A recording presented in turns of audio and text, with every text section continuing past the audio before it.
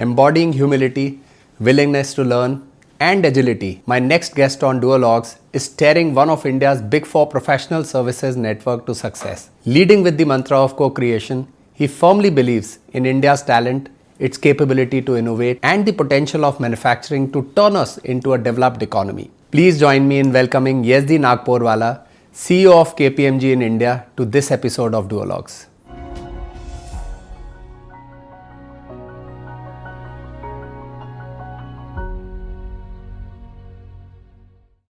Yezdi, it's a pleasure to be here at KPMG's corporate office in Mumbai, and in specific to this innovation center which you have recently created. We'll talk about it, but thank you for agreeing to do this episode of Duolouges with me. I'm sure the conversation is going to be insightful and inspiring for a lot of people. To begin with, let me ask you a question to share with us the background of KPMG's presence globally and in specific in the country and the practices which it essentially takes care of. Well, Manish, thank you for taking time out, visiting our office, especially our innovation center. Coming to KPMG, we are classified as a big four. Absolutely. And in India, we are now 30 years old. In fact, we just celebrated 30 years. Wow. So this year is our 30th year. Across 130 countries and more than 450,000 people, of which more than 45,000 are in India. It's almost more than 10%. Practically 10%. Wow. And we are the largest in India from a talent perspective. And in India, we started off 30 years ago in 1984. Today, we are a full-fledged accounting and advisory firm. And any reflections on the services, like what is the proportion of different services on a very broader level? So the proportion changes with what's the demand as such. Right. Today, our focus is advisory and tax. Right. And advisory, of course, is the larger component in that. And our government practice also sits within advisory. Our deal advisory also sits there. Right. And of course, our entire business consulting and digital and technology, all of those practices are all under advisory. Right. Things are changing in our country, and as you rightly mentioned, that one of the reasons of KPMG's entry into the country would be the multinational clients expecting that level and that quality of service in the country to happen. And since then, I'm sure the necessity of compliance and getting consulted to be able to be sustainable and areas like that would have expanded this necessity to other organizations, including the small and medium enterprises in the country also. Are you witnessing that kind of a change in the mindset of the homegrown companies in the country, in specific the small and medium enterprises, to be able to enjoy the level and the quality of services which you provide? So it is growing, and the SME, actually more than the SME, it's also the promoter. Right. Demand, if you like, that is growing in India. And they are equally demanding as any other global client, and sometimes more demanding in terms of what we have to deliver. What is the fundamental reason of this demand? The quest to make themselves more competitive? Would that fuel this particular nature of the promoters to be more demanding?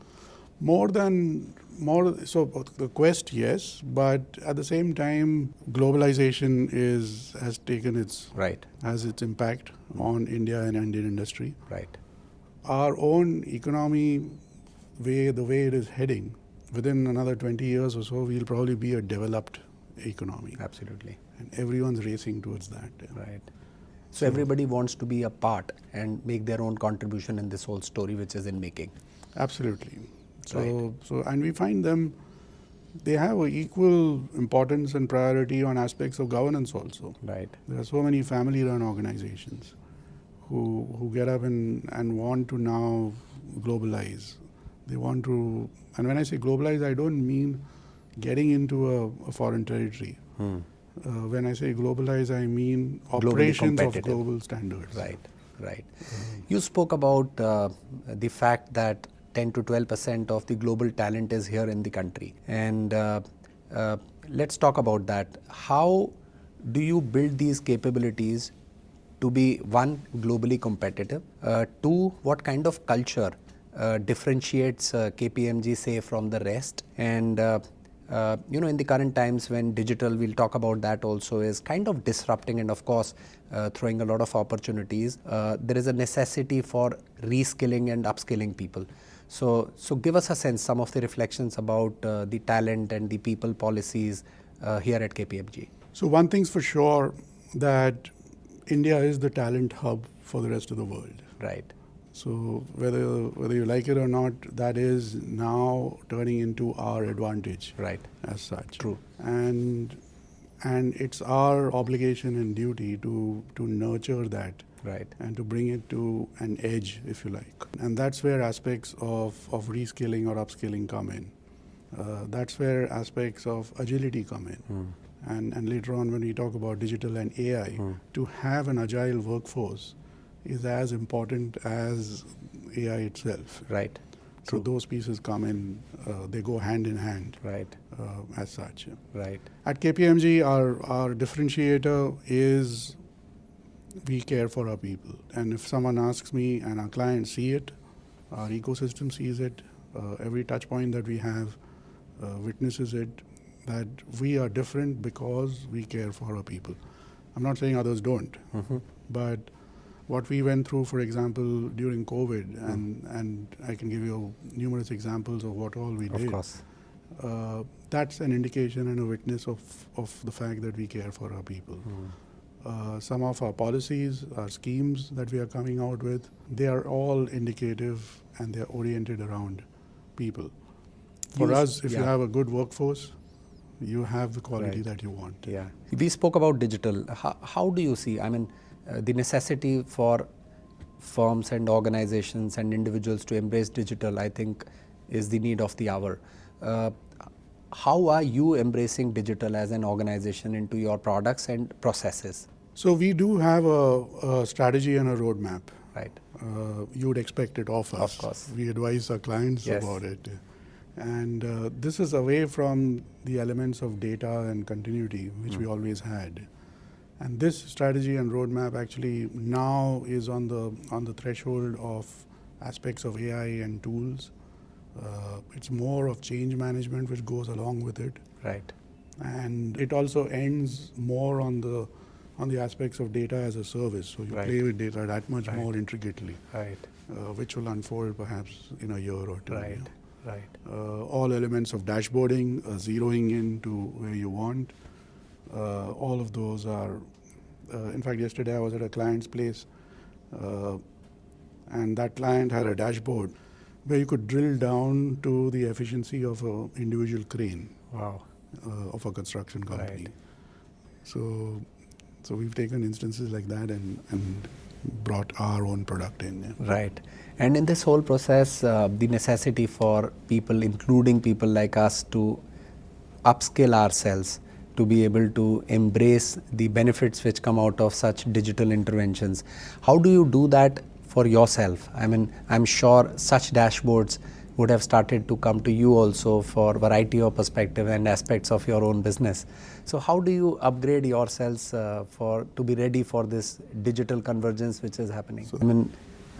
We all know that country is at the cusp of a potential explosion in terms of growth, demand, and hence supply. And variety of perspectives, variety of sectors, industries will continue to grow towards next long term. What are your perspectives on the current environment which our country from an economic perspective is looking at?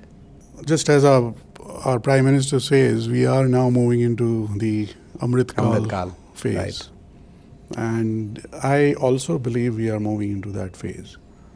It's a question of time, it's a question of pace. But I personally feel we'll probably achieve some of these pieces earlier than budgeted. And we probably will be a developed nation and economy in maybe around 15 or 20 years. Right. And it's already moving there. The sentiment is moving there. Right. And the key aspect which people are now beginning to appreciate is the level of confidence that we have. Right. And you can see that every time you travel overseas, where everyone internationally is looking at India with either in jealousy or in awe. Right. But you guys really have it going. Yeah. Mostly in awe. It's in awe. That is right. Some guys are cynical because this story is now 20 years old. Right. But now we are seeing it take shape. Right. And aspects like political stability add to it. Mhm. Aspects like public expenditure Right. add to it. And we still have to see the peak of private expenditure. And once that comes in, that's when the momentum will really, really kick in. Right. So if you look back, say the decade gone by, from my perspective, say when it comes to manufacturing, and we'll talk about other sectors also. I come from electronics.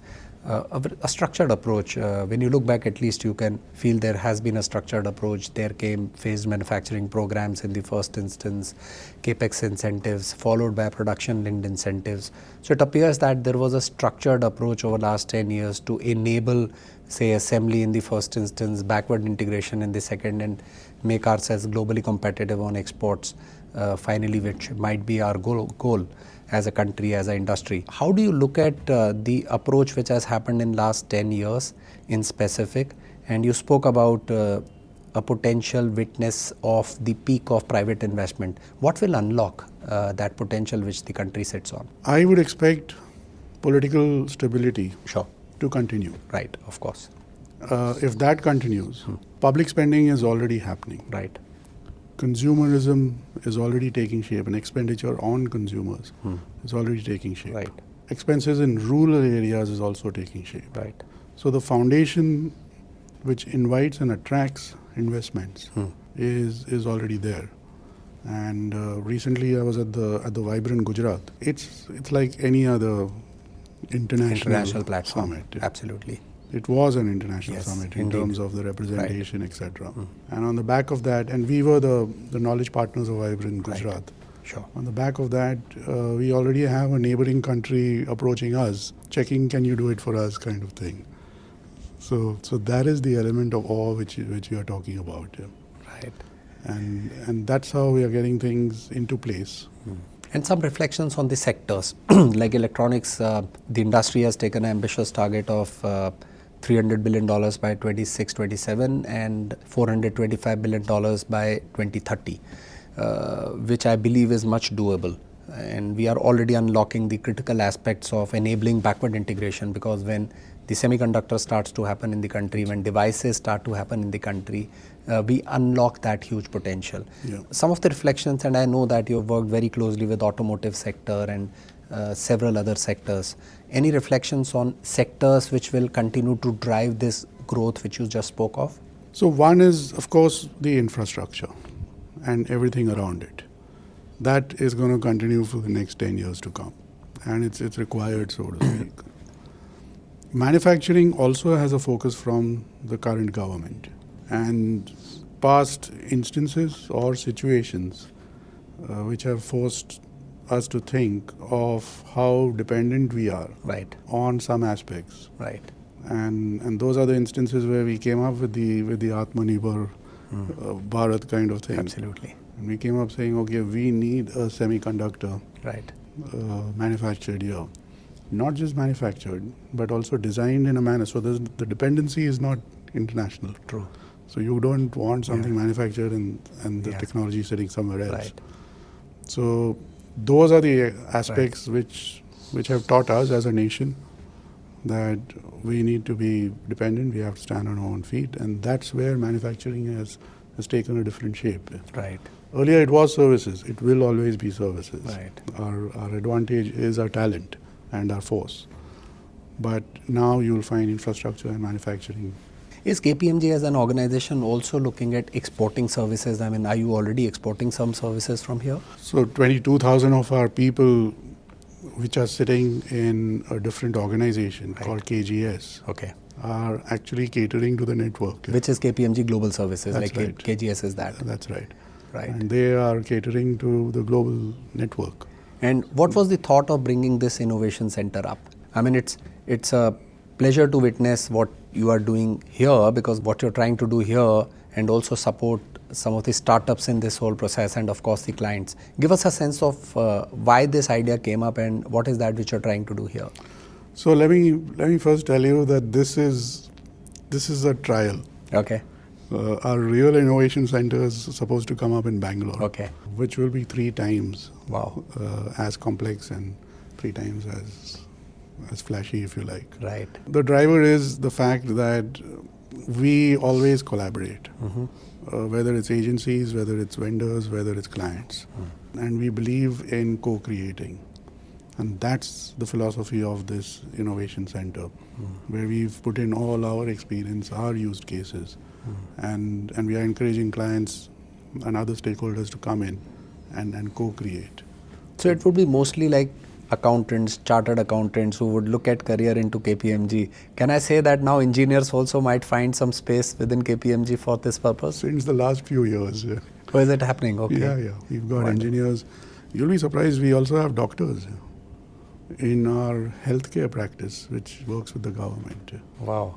Wonderful. So it's a very, very different Right. environment we are in. Yeah. And I believe that the necessity for organizations like yours to be able to support organizations for their understanding on compliances has always existed, but now I think ESG is a huge topic. And within ESG, if not mandated yet, but I'm sure many mandates would follow in the years to come for organizations to be able to comply. Any reflections on ESG and how Indian companies are looking at embracing ESG for the purpose which cuts across beyond being compliant for certain requirements? So you could say ESG is at its initial stages. The depth and complexity of ESG has yet to come. Absolutely. Yeah. It is unfolding, and I had expected to unfold at a much faster pace now onwards as regulations move ahead. Right. And let me tell you, our regulations in India, people like SEBI, for agencies like SEBI, they are at par or ahead Right. of the European legislation. Right. And Europe is ahead in the rest of the world as such. And they are already mandating for a certain class of companies certain disclosures. Right. And life starts with disclosures in this space, where you put something out and then you subscribe to it. So you believe in it. It's a philosophy. Right. Within KPMG, we have an impact plan ourselves, which we put out, and we've made certain claims there, which we will adhere to. We aren't mandated, but we are doing it as well.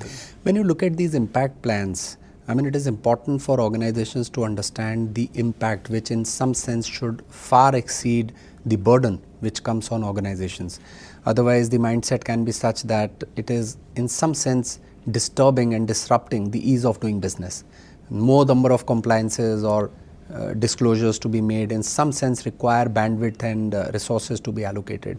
So what are your reflections, the trade-off, the benefit, the impact which such processes and practices which lead to an organization being, say, ESG compliant, the benefit far exceeds the resources which are allocated to fulfill these requirements. Any reflections on that?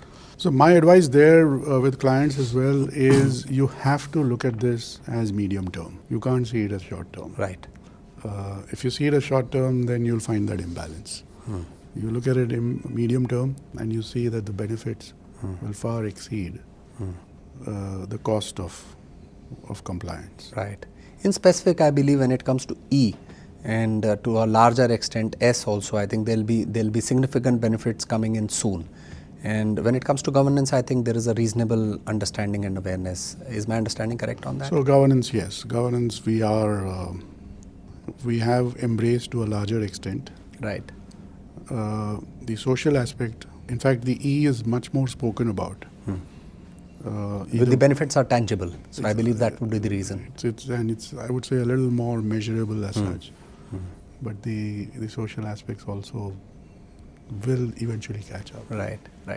Yezdi, moving on to your personal aspects of your life, I mean, it's been a couple of decades you've been part of KPMG. How did this happen? I mean, what made you choose, or what made KPMG choose you, and how did this happen?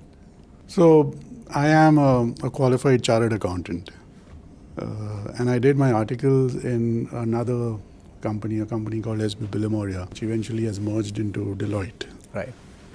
I spent 11 years there, and it's only by destiny that I landed up here. Of course, KPMG was attractive. It was a big four, and it had just entered India a few years ago. But I would attribute that to destiny. Destiny. You believe in destiny? Exactly was the case. How did this happen? Somebody approached you, or what happened? So, actually, it's a long story. That's okay.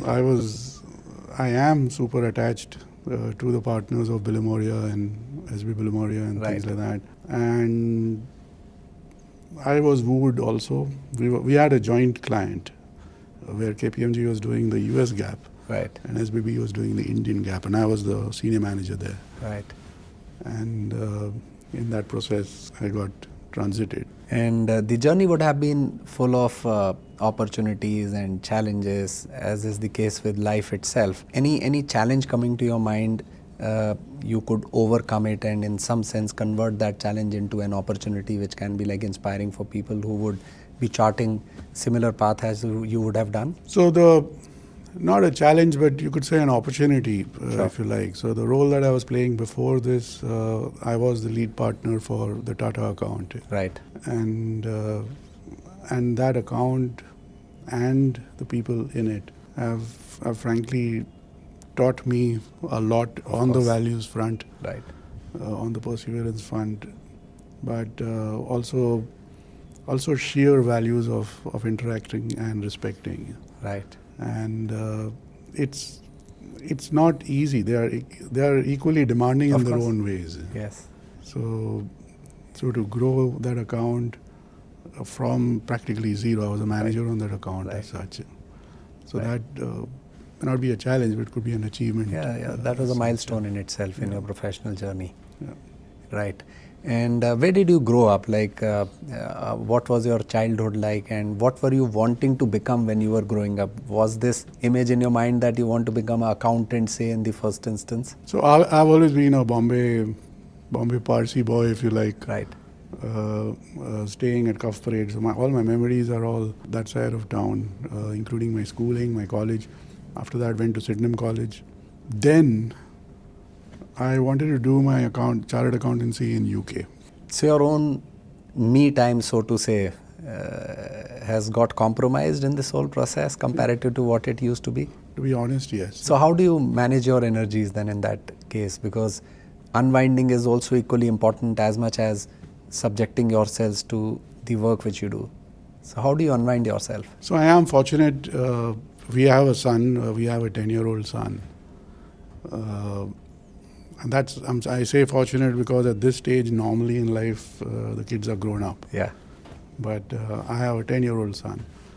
And you know the benefits and the virtues of a 10-year-old. Of course. And he definitely can refresh me or recharge my batteries. Wonderful. So whatever time I get, I spend with my family, and I think that's good enough. Whether you're traveling together or driving somewhere, it just unwinds you much Right. faster. Right. World is changing fast. Anything coming to your mind you wish to change for yourselves in next 2 to 3 years of time, which you would like to pick up very consciously that this is something in you which you would like to change? So for me, one of the stated objectives is to leave KPMG in a better place when I leave this role. Better means what? Like magnitude or the momentum or the practices? It's all so it's. And you're moving the needle? It's been about a year since you took over It's this actually 2 years. In February, sometime now will be 2 years. So that's your midterm quest. So my first term is of course 5 years, but that is the stated objective. Right.